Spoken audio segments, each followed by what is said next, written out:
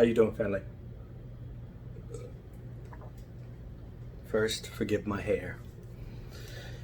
And forgive the length of my last video, but it was a lot of very heavy and nuanced material. This one, God willing, will be much shorter. And it's on synthetic blue empathy. Best way to preface it is, people have asked me about my ink.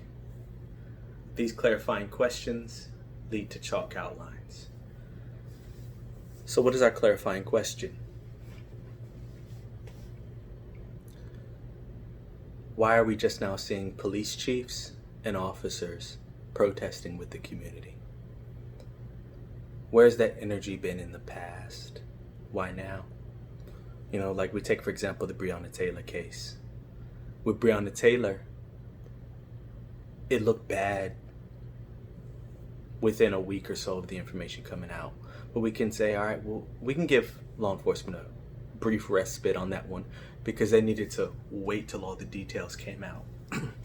But even after the details came out, there's still a noticeable absence of police protests about the egregious nature of that case. And it's like now with the George Floyd case, we've waited for probably the most egregious case that we've ever seen. A public execution by not one officer before. And it wasn't even the police department that led these protests out of frustration. It's the community. So where has law enforcement been on this? It wasn't egregious enough how Terrence Crutcher was killed? What about John Crawford III? With the Laquan McDonald shooting, it took 2 years, FOIA and journalists, for that information to come out because the Chicago PD covered it up and the city of Chicago covered it up.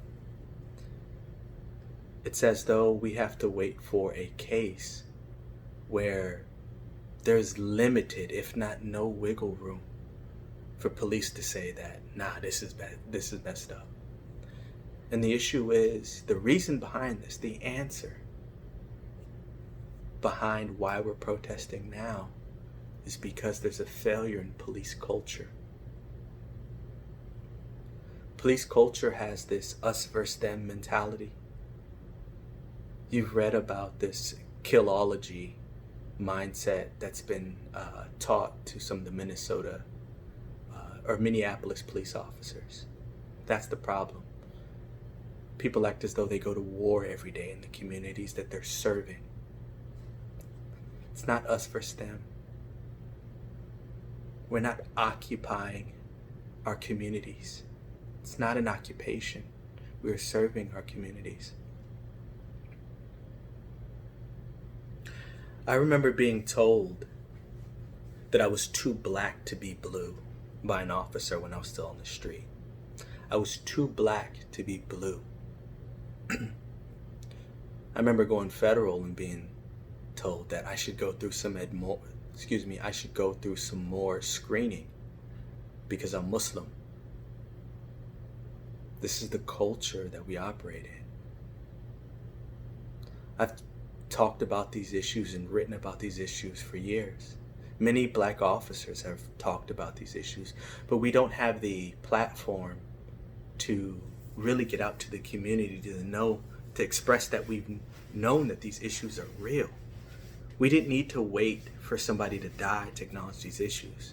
We've acknowledged police brutality, but we don't have the platform, we don't have the apparatus, and we aren't the people who are ascending into positions of authority where we can dictate policy.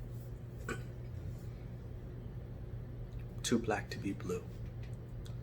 And what that meant is I had too strong an understanding and acknowledgement of the difficulties associated with being a black man in America. I acknowledged the difficulties associated with promotion within the police establishment. I did not abdicate my knowledge to accept blue culture in lieu of being black, because they're not mutually exclusive. You can be a black officer and be a very good black officer if you're allowed to. but we're often not. You want a good example of police culture? Go to the police blogs. Law Enforcement Today, Law Officer.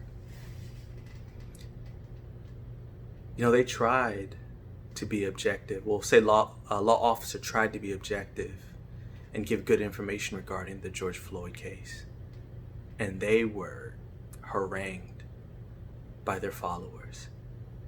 It's painful to see. They were harangued. So they took a step back and they went back to the same rhetoric, this us versus them mentality.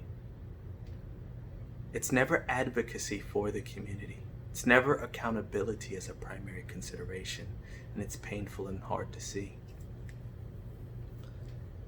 The reason I've never bought into this Blue Lives Matter consideration is this week will end my 14-year career.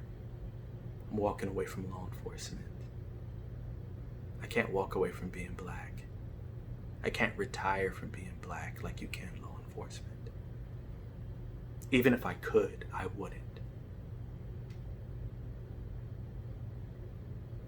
Too black to be blue. Let me leave you with hopefully a little bit of hope or a suggestion. My suggestion is going to be that if the law enforcement community is vested in making some changes, become a greater part of the communities. And what I mean by that is bring the community into the curriculum development process, the hiring process. What you're seeing right now is actually community-oriented policing. That should be par for the course. My next video is going to be on 5 areas and suggestions for improvements after all of this has blown over. But in the meantime, peace and blessings all.